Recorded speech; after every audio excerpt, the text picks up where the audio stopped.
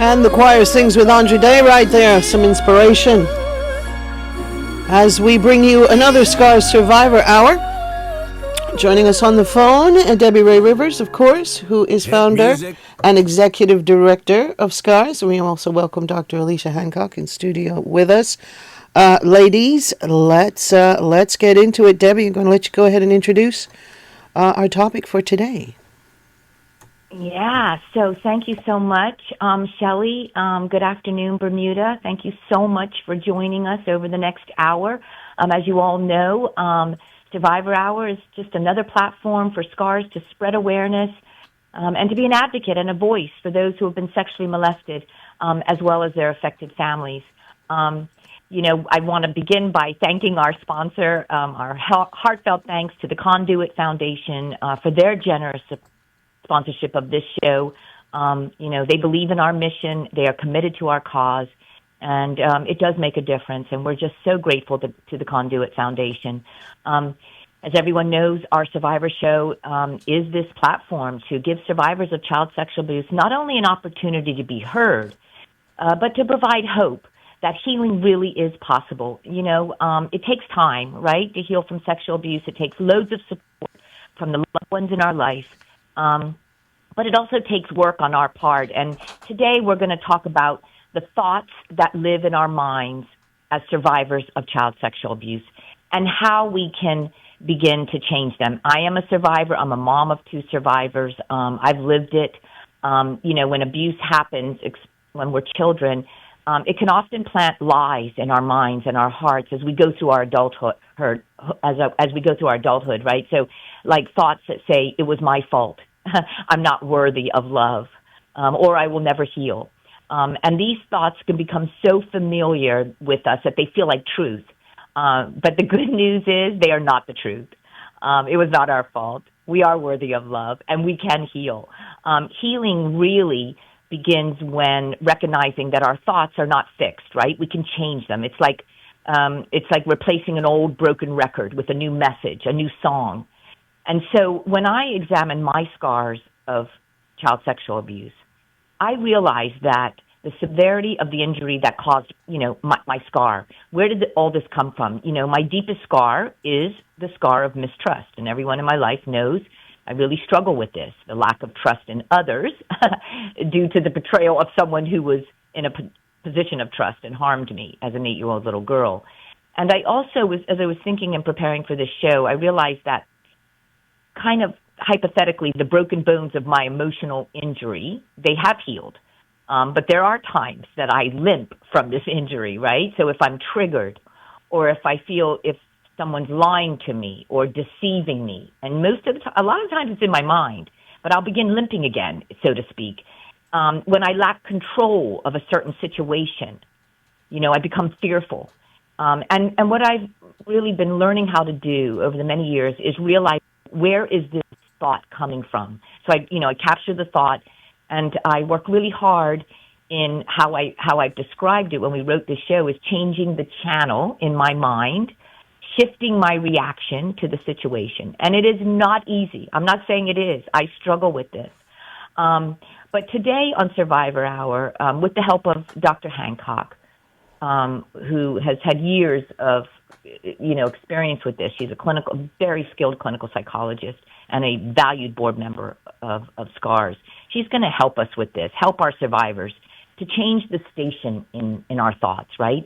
I always say, like, a healed memory is not a deleted memory, right? Mm-hmm. So we try to create a new way to remember this pain that we endured as children and should have never endured. It's a new way to replace I'm broken with I'm healing. I'm not crazy. I'm human, right? Mm-hmm. My past doesn't define me. And my thoughts can actually, for me personally, they can be wrong sometimes. And I have to think about, like, I was powerless as a little person, but I'm no longer powerless.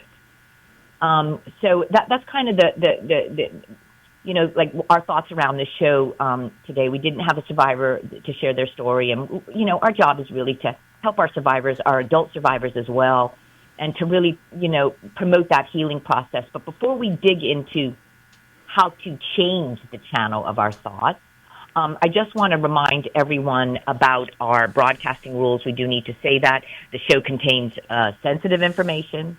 It's intended for adults only. If this topic is going to be difficult for you, may cause you to be re-triggered or re-traumatized, we really suggest and highly recommend that you change the dial right now on the radio station. We want you to take care of yourself. That's really important. And you have the power as an adult to make that decision, because your well-being should always be a priority. You are welcome. I think we have another number to call in. I mean, you can call in another line. I'm calling in one line, but Ocean 89 FM is 232-8989. That's the number there.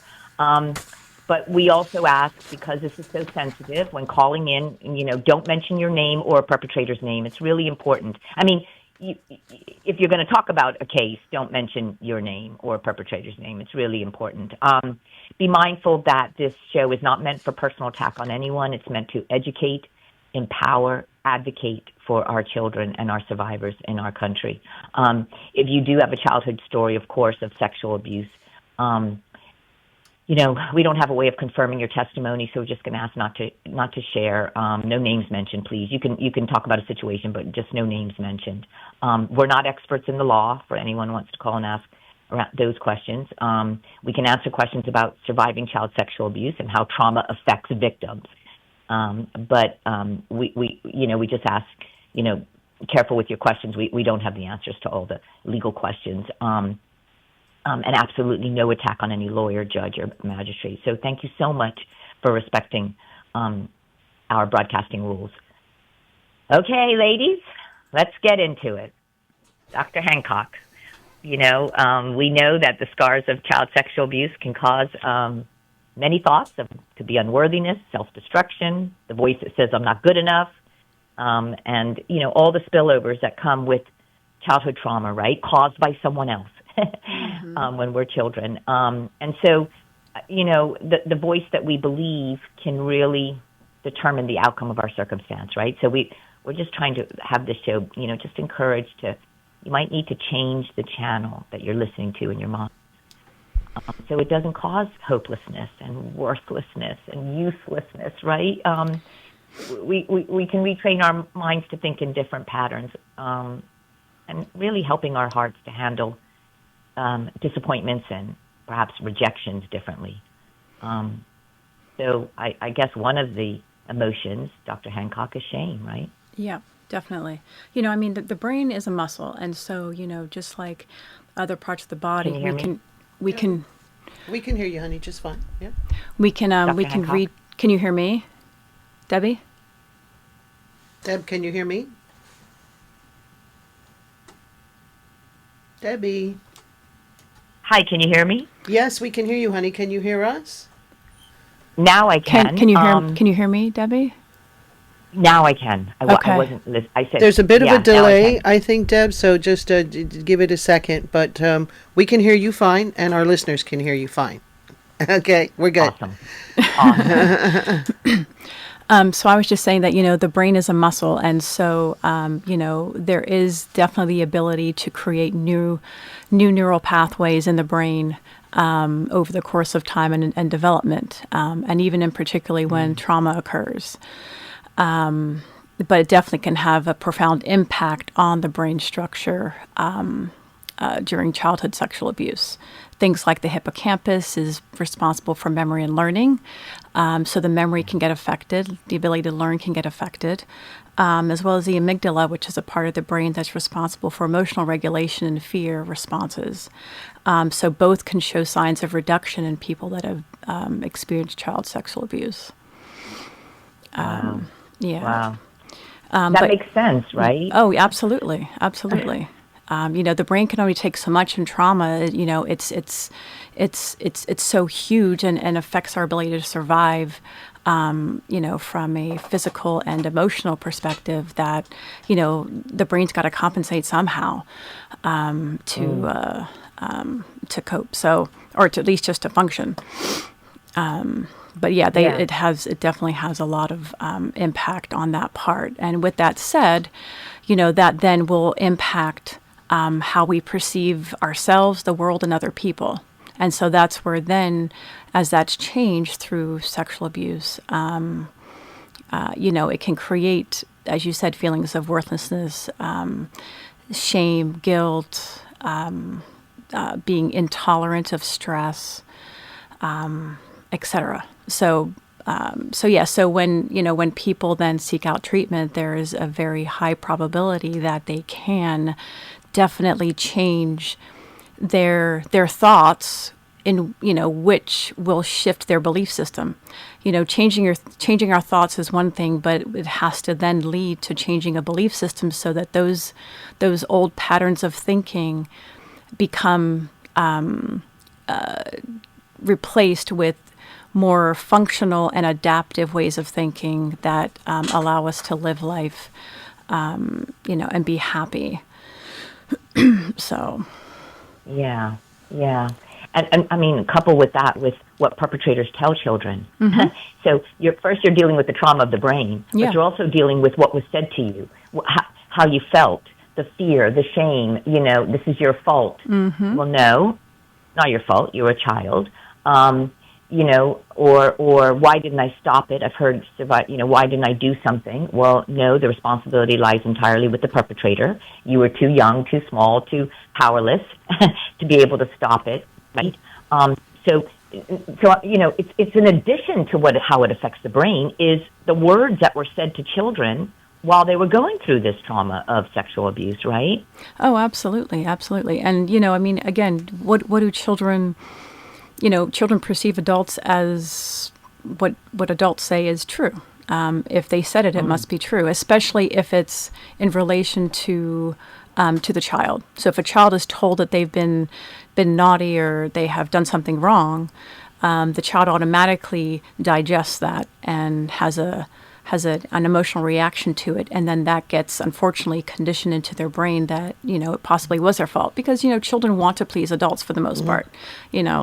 They want to feel loved, and so a perpetrator can make a child feel at their mercy based on whatever they say, and believe it, because again, there's also a feared response. If the child even were to remotely try and argue with an adult that just harmed them, and they could be in danger. Sure. Yeah. The other thing, though, too, Doctor, maybe both you and Debbie can speak to, is that, I read something recently about, just an issue in my browser I was reading about, and a youngster was kidnapped and abused by a person of trust. But the real issue, the struggle for the youngster at the end of it all was that everything else that they did with this person was good and fun. Yep. And then the other part of it, like say, when it's older children and then physiologically you're able to, experience arousal and stuff, then that guilt starts filtering in too.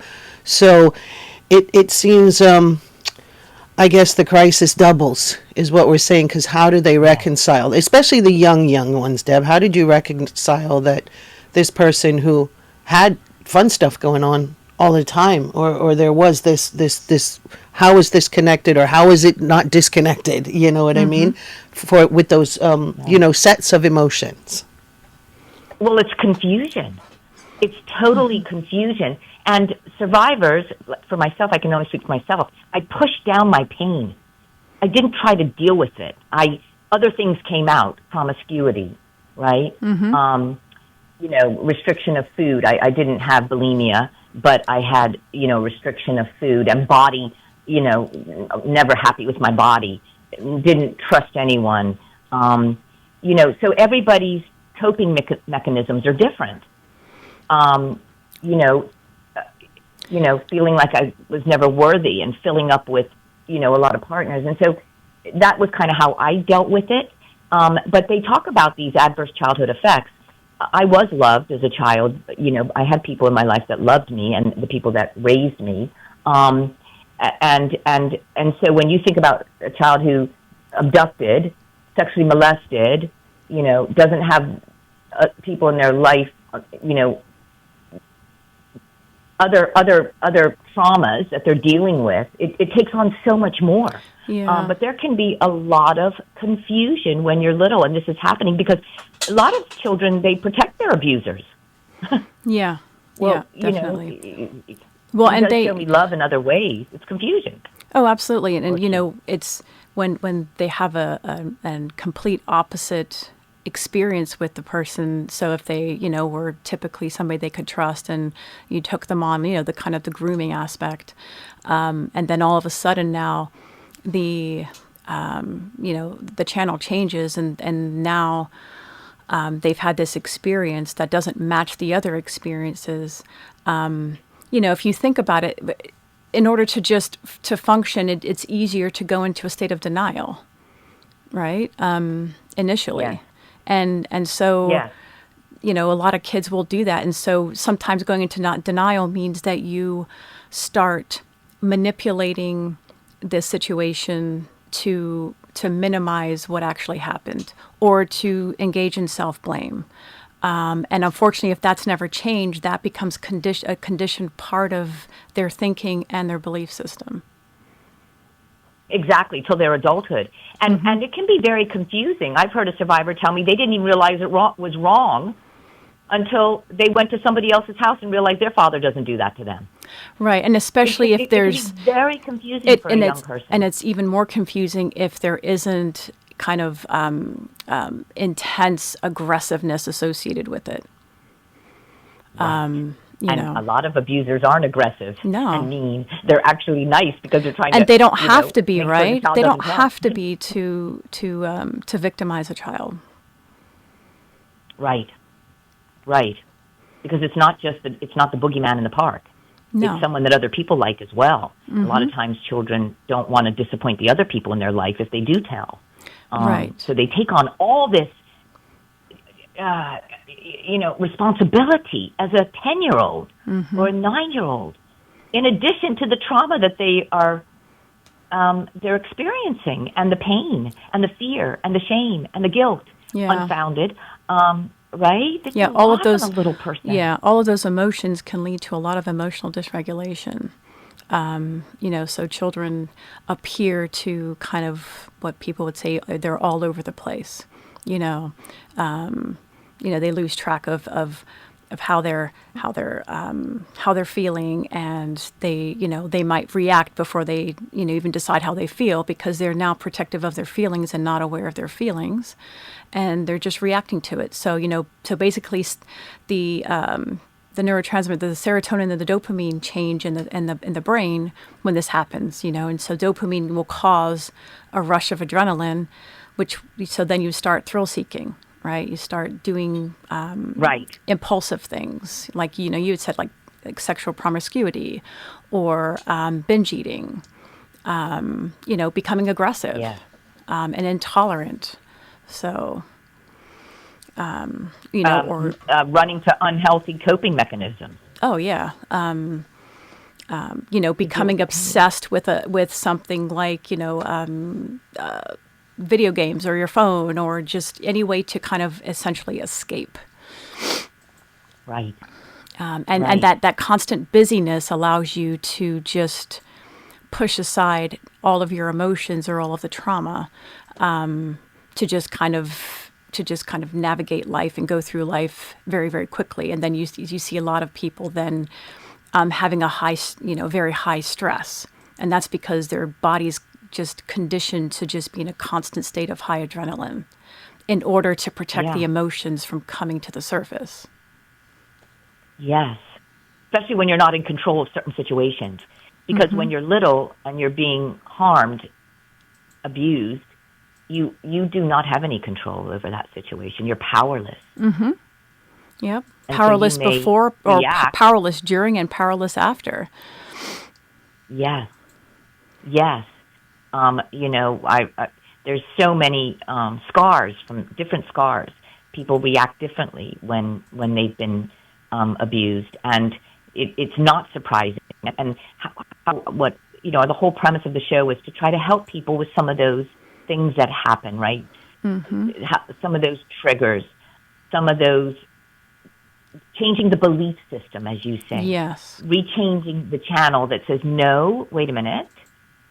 Okay, where is this coming from? Right, Dr. Yeah. Hancock? Sure. And a lot of it is changing the I statements, so I am, I have to, I want to. Those statements become so conditioned to be more of leading with doubt, leading with negativity versus leading with hope and optimism.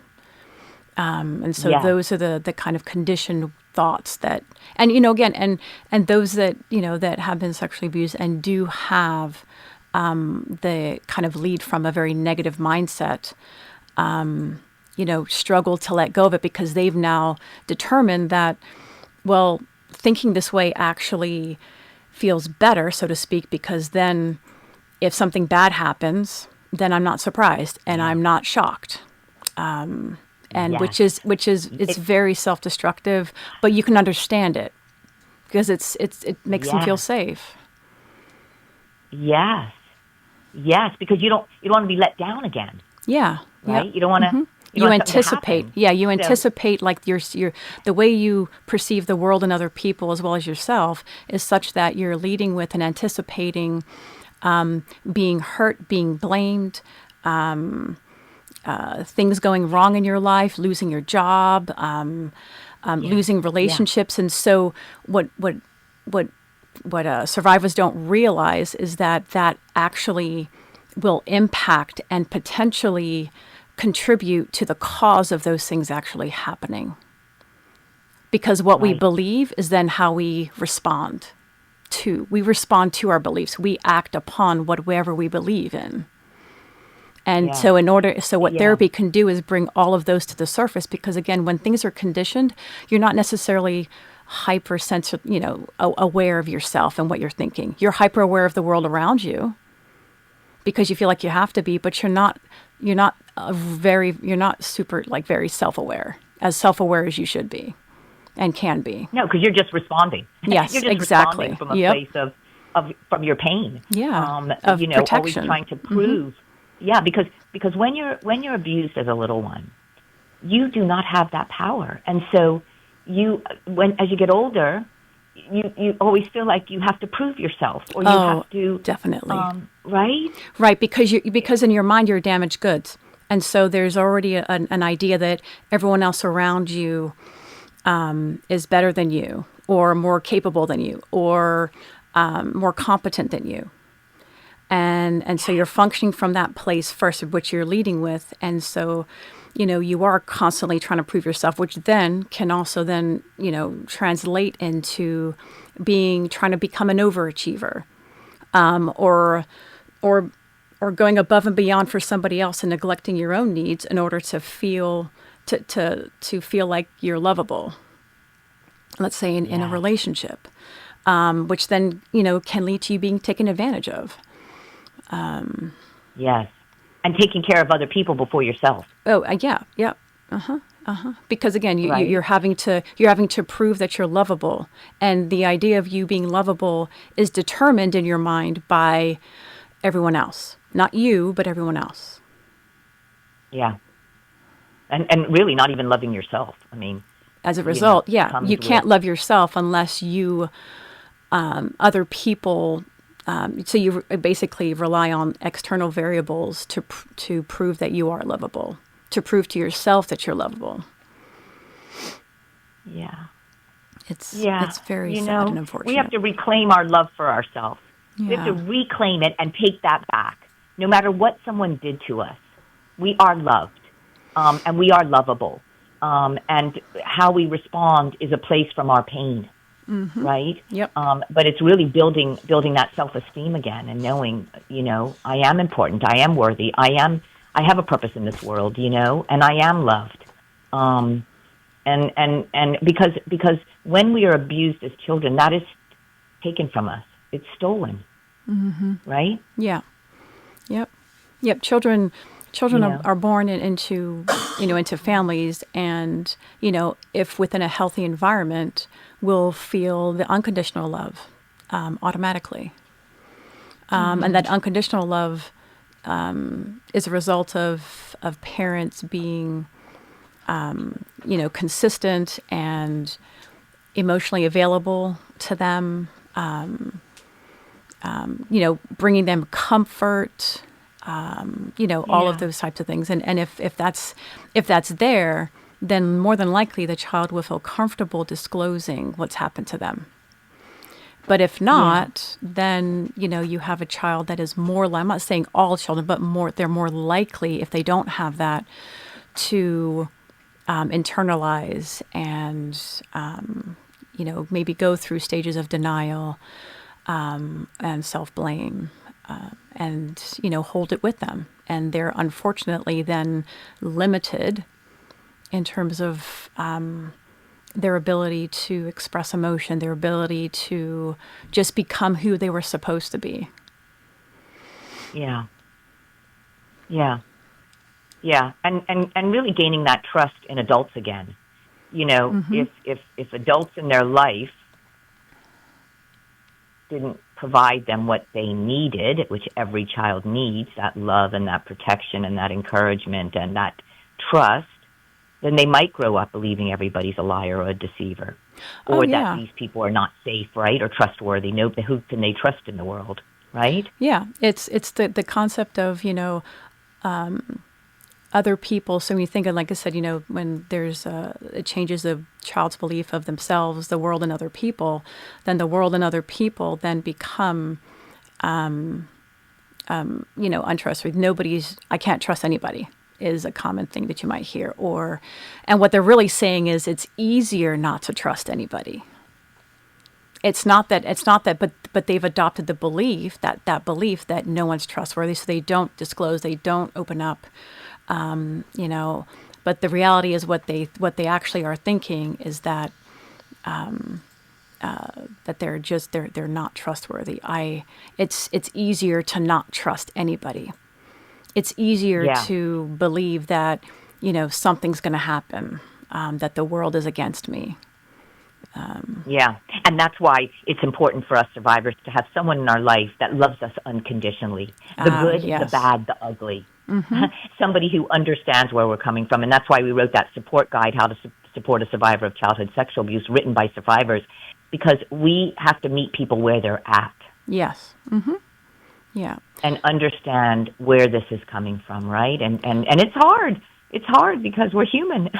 Well, yeah. And the thing is, nobody, no, there are very few, I can't say because, again, there are obviously sociopaths and things like that out there, but nobody, is intentionally responding in a very terrible way or, becoming or aggressive or defensive without there being a reason for it. So that's another kind of a reaction from many adult sexual abuse survivors is becoming very defensive in their relationships. Yeah. Which then, sabotages many relationships. It does. It does. It definitely affects relationships. And also those that run to something that enslaves them, right, or causes them to numb out, or those that suffer with the disease of addiction. Yeah, the self-destructive behaviors. I've heard. Mm-hmm. Yes. And this is where support is key. Noticing what those triggers. It takes work. It takes a lot of work. Oh, it does. It does. You have to get the commitment, from the survivor, which is often very difficult, especially when you're peeling back layers and they haven't peeled them back. That for them feels like a very high risk and very dangerous to their survival. Yes, and this is where support in their life is critical. Yeah. They have to have people in their life to help them get through that. And especially people who've lived it. Mm-hmm. Yeah. Right? People who've lived it and understand, I know where this thought is coming from. You have a choice in this moment. Let's pause before you react. Or, I had to learn a lot about that. With addiction, I've learned a lot through that and how to be a good supporter. And, that it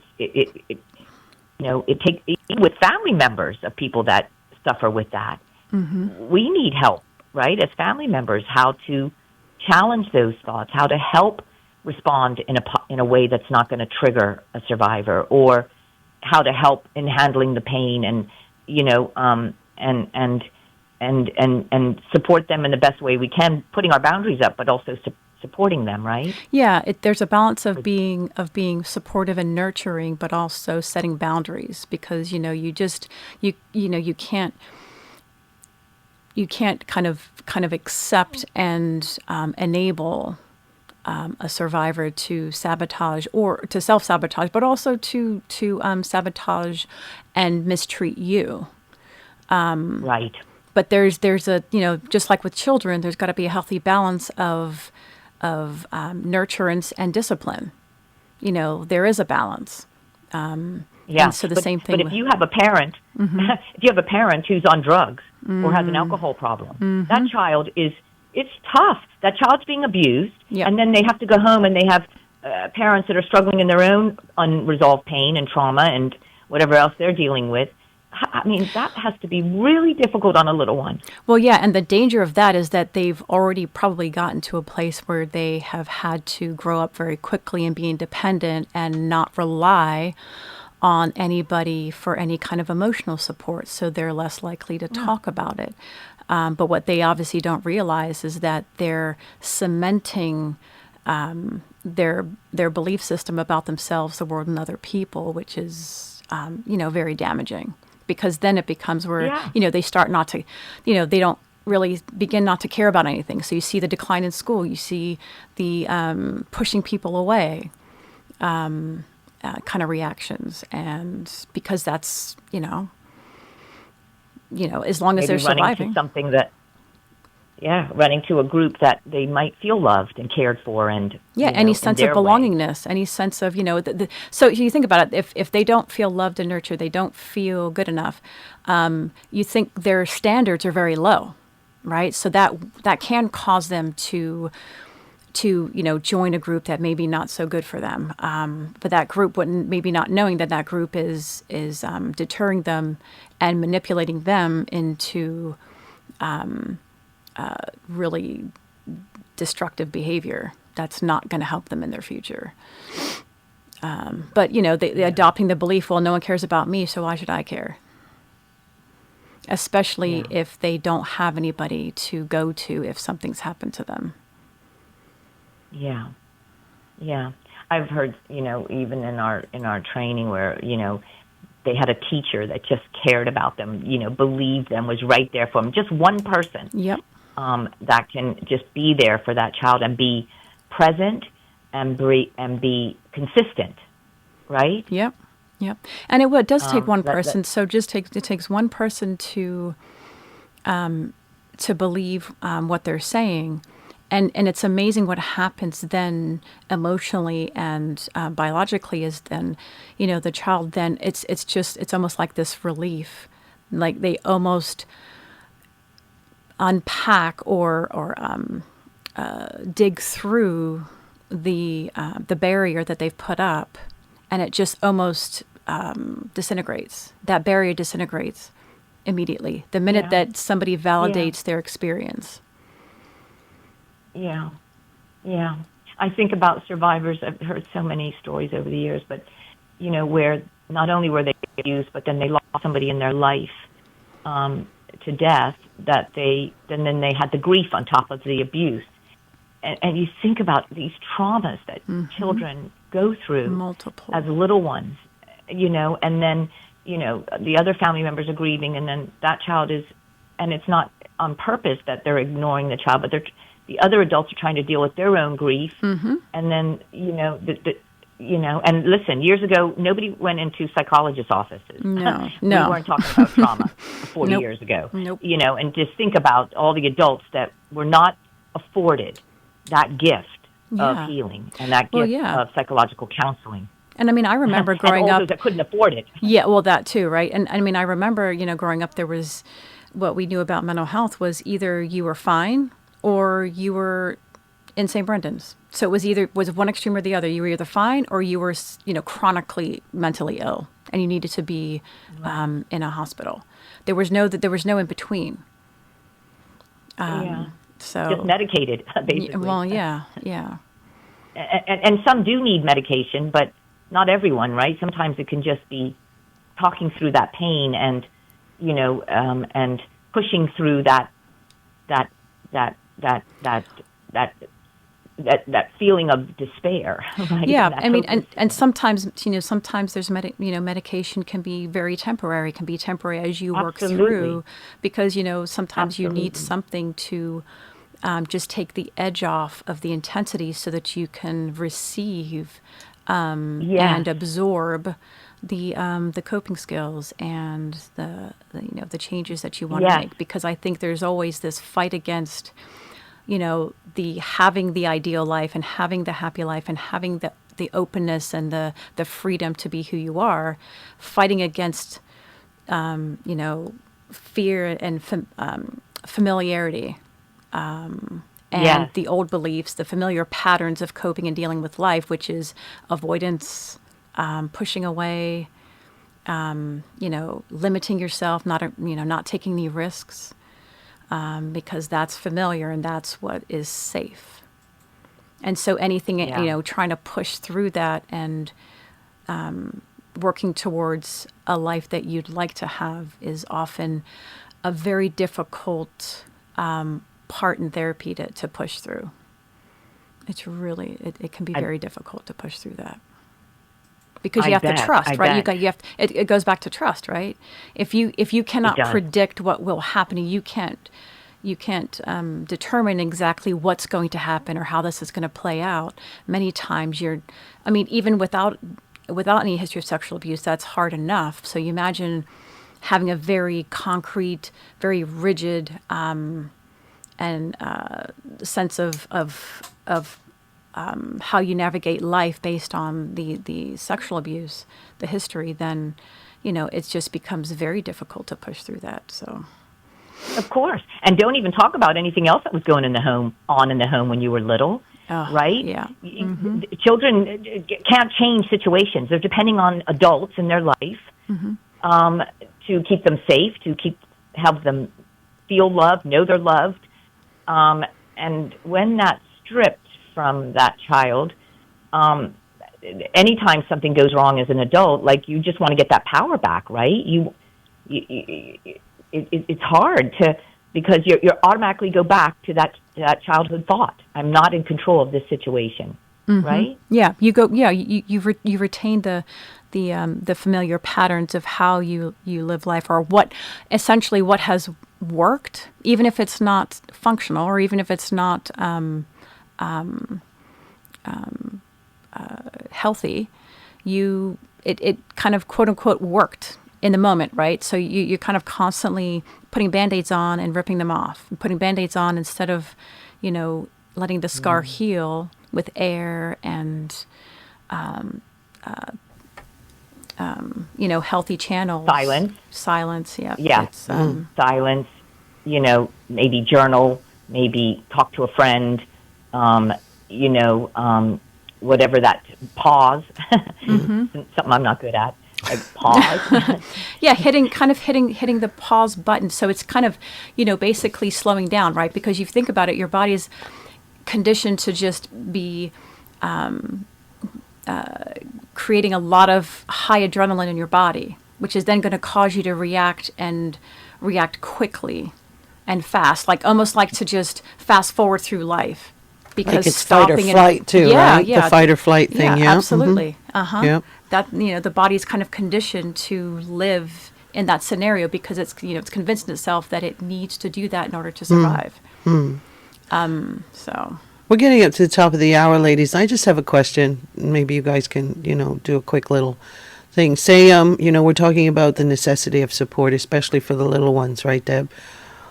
If, we talked about people in positions of having to report if they suspect something and stuff like that. But if you're the one in the family that finally says, I'm not doing this anymore, what is the best recourse to bring attention to if you think something like this is happening? Like, say it's the neighbor, or say it's a distant relative, or say it's someone else from whatever group you go to with your kids or whatever. What is the best first step, I guess I'm asking?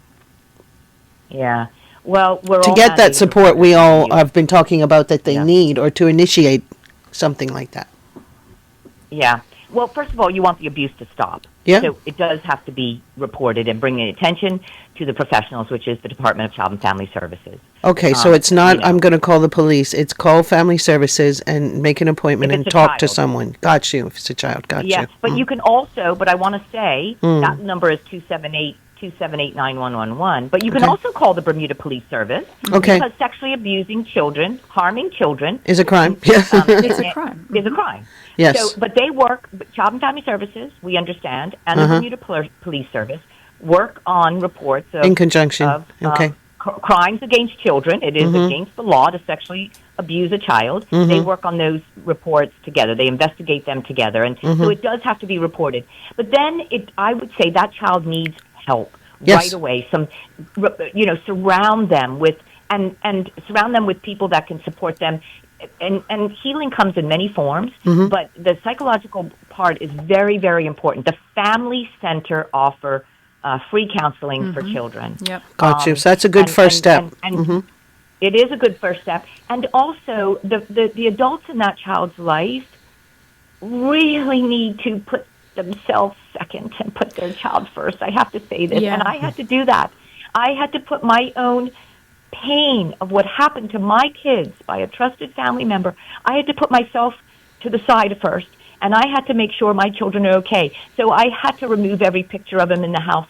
I had to let them sleep with a light on, and the nights that they wanted to sleep with me to feel safe, I had to do that. I had to tell them every day how much I love them and that I'm going to be here for them. I had to listen to them. What is it I can do? And just make sure that they were okay as the guardian and parent in their life. I had to make sure they're okay. I think I had to, I remember having to mentioning it to someone at school in case they reacted in school. Gotcha. Let them know that our family is going through this. Let them talk about it as much as they want, but also as little as they want. I didn't force them to keep talking about this. This is but I also encouraged them, don't keep the secret, because I Sure. didn't want them to feel like they did anything wrong. No. We do have to report this, right? Go ahead, Dr. Hancock. Well, I think Help that me to pause. no, it's fine. It's Help me fine. pause.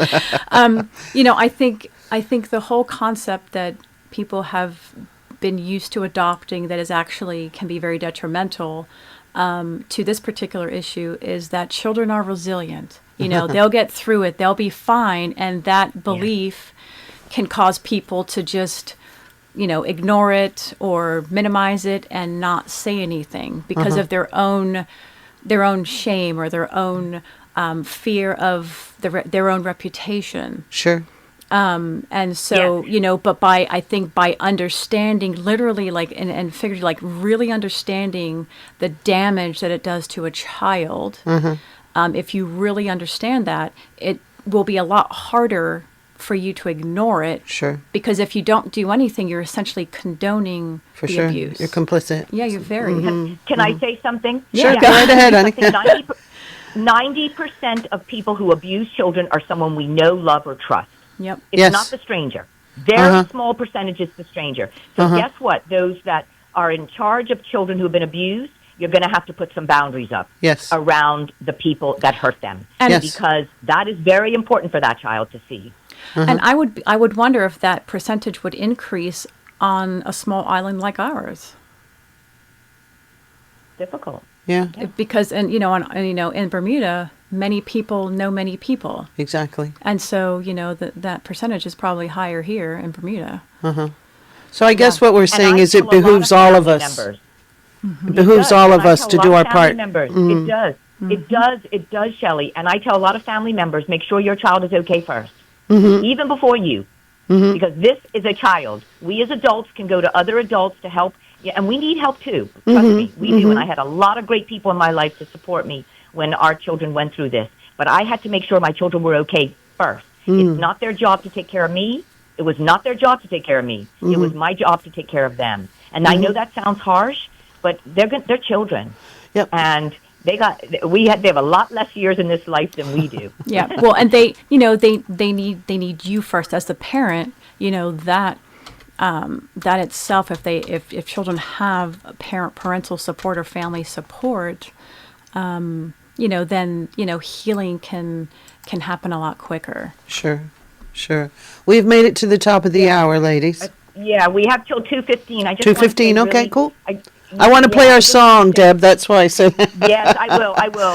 We'll do the closing. We'll definitely do the closing. But what I want to say to the adult survivors is sometimes it may also require us as adults survivors to put up boundaries around those that constantly either hurt us, guilt us, shame us, blame us, abuse, and continue to abuse us, whether that's emotionally, verbally, physically, because that affects our lack of self-worth. And so when we put up boundaries, it doesn't mean we don't care about that person in our life.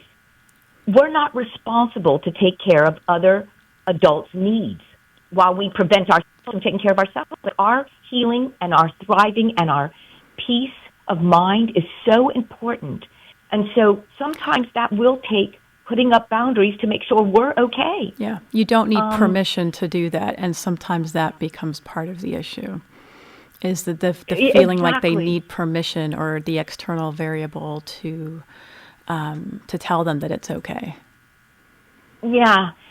So exactly right. And so, in closing, I just want to say, sometimes our actions won't change until our minds do, right? And trust me, it's not easy. Negative responses can come from negative thoughts. We know that. And so we do need to guard our thoughts. It is not our fault. We did nothing wrong. We can thrive. We are worthy. We can change the way we think. When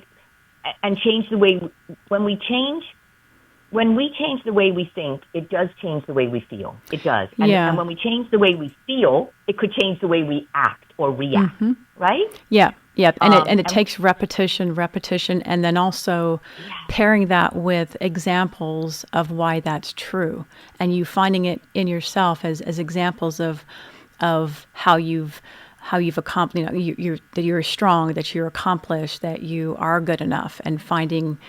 It's not just a matter of just saying it, but you have to, in order to believe it, you have to find examples of how that exists. Yes. And we have to fight for our freedom. We have to fight for our peace of mind because we are worth it. That's what I want to say to all the adult survivors out there. Recognize the signs. You can bounce back from a trigger by a circumstance or caused by another person. Recognize the sign. Refuse it to let it affect you. Change the channel in your head. And all the adult survivors listening, if you ever want to tell your story, we're here. Call, 537-7949. You can call me personally. Call the SCARS office, speak to our wonderful Brenda Lee, 297-2277, or email us at info@scars.bm because your story matters. It really does. And what happened to you was not your fault.